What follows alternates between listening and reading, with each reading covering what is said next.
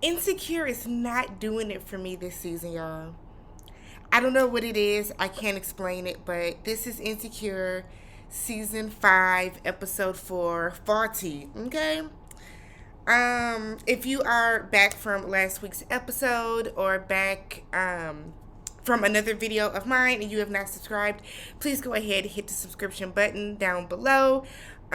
Huge thank you to everybody that has been rocking with me, that has been subscribing, thumbsing up the videos, hopping down into the comment section, all that good stuff. Very much appreciated. I hit 1,000 last Saturday.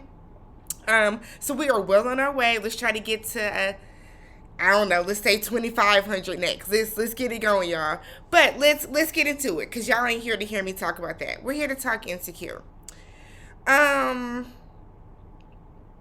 I didn't take notes on the episode because I honestly was going to watch it and then go back and like watch it again and then get like take notes and stuff that way.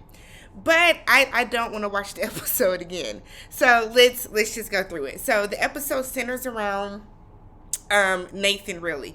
So if you guys remember, I think it was the second episode of the season where Issa was meeting up with Nathan because he wanted her to help him throw some type of like party or like kickback to, I don't want to say celebrate his shop, but I think it's for like an anniversary of the barbershop. So this is like the party, the celebration coming into fruition. So it starts off with Nathan is out on the beach and he's meeting up with one of the, a fellow barber of his, and they're having this like banter about sunblock, and Nathan looks worried. So the entire time he's like looking around, you can tell that he's like either anticipating someone coming or waiting on something to happen, but he always has this like nervous energy around him and about him. And I know that it is supposed to signify because he does have he is bipolar. So I think it's supposed to signify, his mental illness, and that just might be something he deals with from time to time, which is perfectly fine. So we see Issa and Molly and Kelly arriving. Notice there is no Amanda Seales. Amanda Seales does not seem to be very, very heavily involved in this season. So Issa, Kelly, and Molly are walking in. Molly is talking about how she's been back into the dating world. She hasn't met like the perfect guy just yet. So she's trying to do a better job of like filling men out before just jumping in the deep end with them.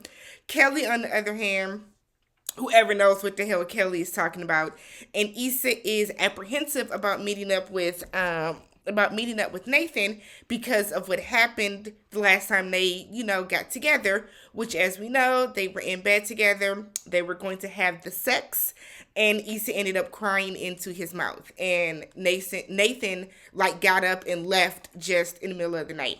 So Molly asked Issa, like, have you guys talked about it? Like, what did he say? What's going on? Issa said that they have like talked occasionally via text, but like nothing really more.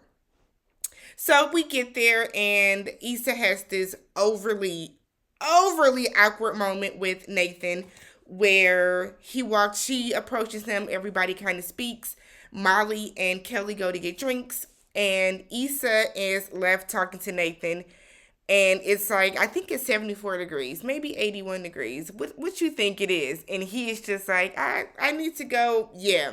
And he like walks away from her. So the entire time, I'm like, I know you were not that mad that she could not have sex with you that night.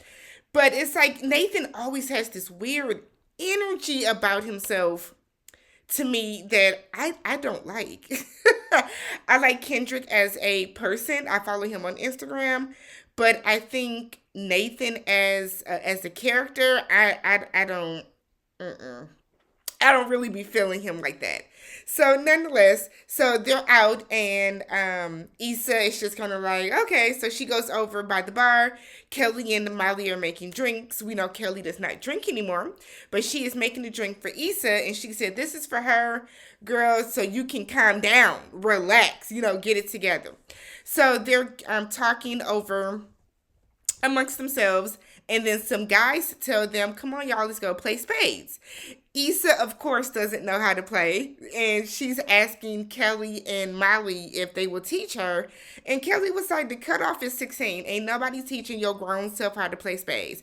And I 1,000% agree. If you cannot play spades by your 30s, then you just gonna have to sit that out because nobody is gonna want to teach you. You should know how to play.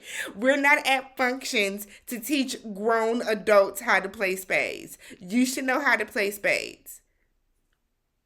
I just don't know what to tell you. I'm sweet in spades. That's all I'm saying. You should know how to play spades. So while they're over there talking, two of the guys are interested in Molly, and she is kind of entertaining both of them, flirting with them.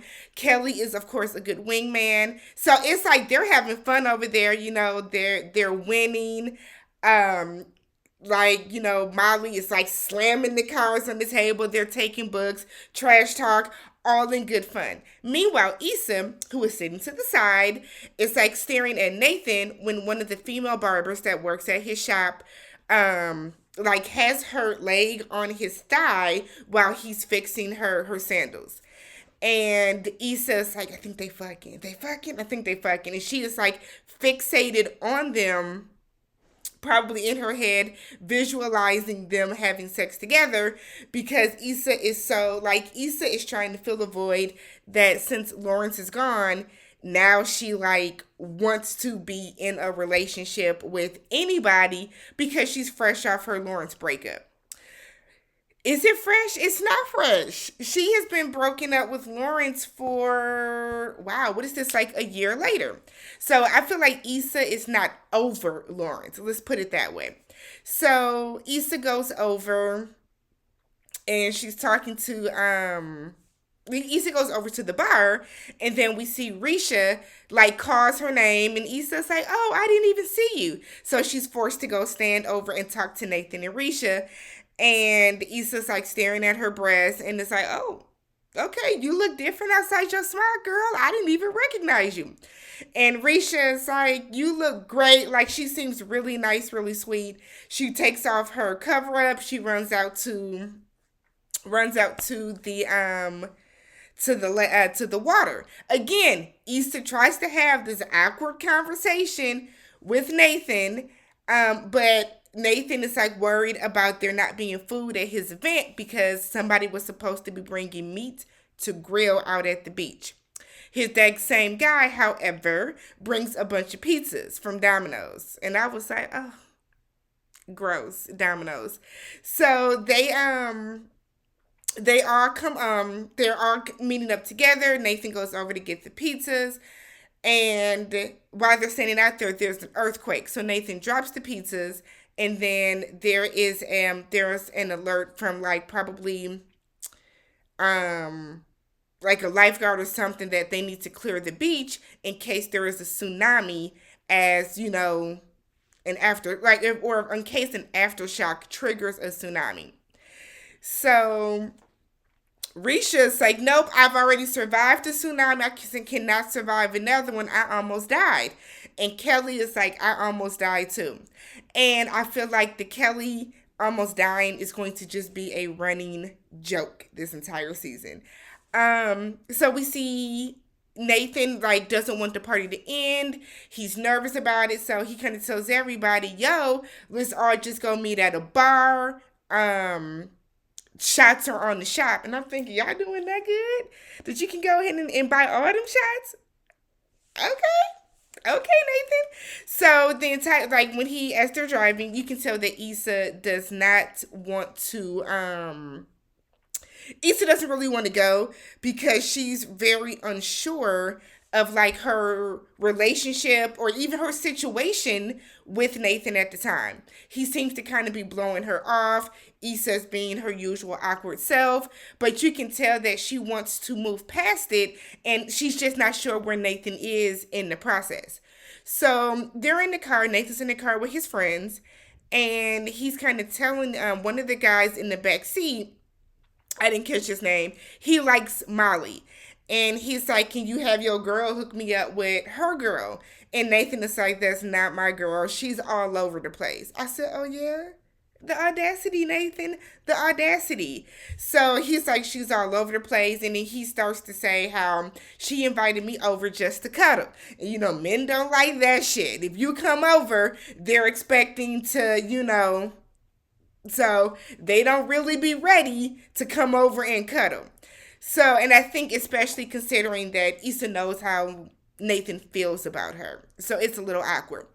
So the guys are all like, "Did somebody die?" And he was like, "I don't think so." And it's like, so the real question is, why did she feel comfortable enough to cry in front of you?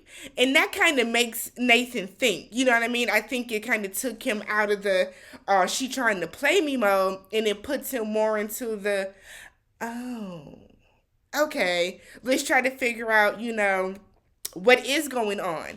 So, meanwhile, Nathan gets a phone call from someone that is, he's telling them that, "Oh, we're not at that bar, we're headed to Sharky's, we couldn't get into that bar capacity, whatever the case." So Nathan seems very awkward and uncomfortable about telling whoever was calling where they're headed to. Now, I thought he was talking to Issa, and I was going to be like, "Damn, if you don't want Issa to come, just tell her." Tell her you don't want her to come. But it ends up being his cousins. So we find out it's his cousins, and they end up showing up.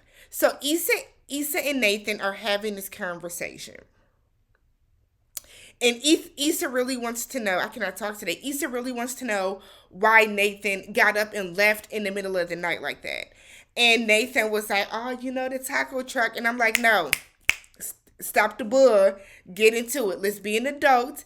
I am big on adults having adult conversations. Let's not play and act like we don't know what's going on or anything like that." So Nathan finally tells her, like, "I didn't know we had expectations." And Issa's like, "Well, I expected you to at least be there when I woke up."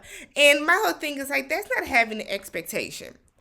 If I'm clearly upset and I start crying and you get up and basically sneak out in the middle of the night and just leave like that, that's nothing to do with being expectations. That's you being an ass.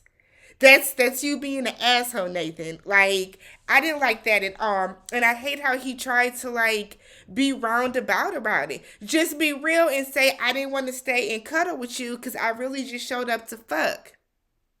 Let's be real about it. So Nathan's cousins come, and Issa's like, "I didn't know you had family in town." And his cousin kind of looks, so it's his cousin and his cousin's wife. And immediately there's a tone, there's a vibe that we're getting from the cousin's wife, Velma. Um, and initially I thought that he had slept with her. And that was, what the situation was, or something like that. But I guess Nathan said, I guess Nathan used to live with them before he moved in with Andrew. So, long story short, we find out that Velma threw Nathan out, and they keep making these like little quips that Nathan disappears a lot. Nathan's always gone with the wind. They called him a little light skinned leaf, and you start to see a trend that when things get hard for Nathan, when he kind of feels his back pushed into a corner or up against the wall, he leaves. And Issa kind of sees that too, and we see Issa trying to like cover for him or like try to soften the blow because like people are really starting to go at him. And while it's supposed to be fun banter, I think Issa knows that it's also something that happens to him kind of as a result of his bipolarism. So meanwhile, Kelly and Risha, who knows what the hell they're talking about. At one point, it's like I think Kelly said she ate her hamster because she was hungry and she didn't have any food. It's a lot. Kelly is still being kind of like the comic relief of every episode. I really thought that we would get more in depth about Kelly. this season is not grabbing me. Last week was a great episode with Lawrence and Condola, and then I feel like this episode being super Nathan heavy was kind of unnecessary. So they leave the bar because they find out that Jason Derulo is having a party. They get there. One of Nathan's friends that has the plug into the party can only get one person in. He gets Molly in. Molly said that she's going to go and open up a back door so they all can get into the party too. So Nathan's cousin decided that he's going to leave. He called a lift. And Nathan was like, "Why are you leaving?" And he was like, "It's getting late and getting old." And Nathan was like, "I'm not going to abandon you if that's what you think. I'm not like that anymore." And his cousin was like, "No, it's not even like that. I called the lift. I'm too old for this," and stuff like that. And Nathan is like, "I know Velma don't like me." And his cousin was like, "That's not true." And Nathan's like, "Let's not act like she didn't throw me out." And his cousin finally admits that it wasn't her. She just took the blame. It was me. I have kids. You were coming and going. You would be gone for days. You would leave the doors unlocked. You would come in the middle of the night. I have kids. I couldn't have that around. Velma thought it would just kind of soften the blow. And Nathan was like, "I'm not like that anymore." So Issa walks up to him and she's like, "Where y'all going? We got into the party. Molly found the back door." And Nathan is just like, "That's who I lived with before they threw me out on the street when I had nothing." And Issa kind of puts two and two together that Nathan never told them, or he didn't know at the time, that he was in a manic state, which causes people to act erratically at times in the way that the way that Nathan was acting when he was living with him. So they have this moment, and then Issa and Nathan like get back together, and I'm like, what is going on here? Meanwhile, simultaneously through the episode, Crenshaw is blasting Issa on Twitter saying that she's fake, she's a fraud, she's a sellout, and then Issa, not paying attention, tweeted him instead of like sending him a tweeted out instead of sending him a DM saying that you're doing a lot for somebody that I gave a lot of exposure. So I'm sure that's going to come back on Issa at some point, but I feel like Issa just kind of has to let it go. I don't understand why Crenshaw is super mad about this in general either. Like, you did the show the way you wanted to. It went great. Your stuff is selling out. What are you so mad about Issa for? Like, that makes absolutely no sense. But that was Insecure. Season 5, episode 4, Faulty, okay? Again, this season is not doing it for me, and I'm so sad. So I'm hoping that this season will pick up, but yeah. Let me know how you guys felt about the episode. If you have not already, please subscribe to the channel. Thumbs up the video if you enjoyed the content. Check out some of my other recaps on Married at First Sight. I did a recap for The Harder They Fall, Black Ink Crew, all that other good stuff that comes on TV. And I will catch you guys next week. Bye.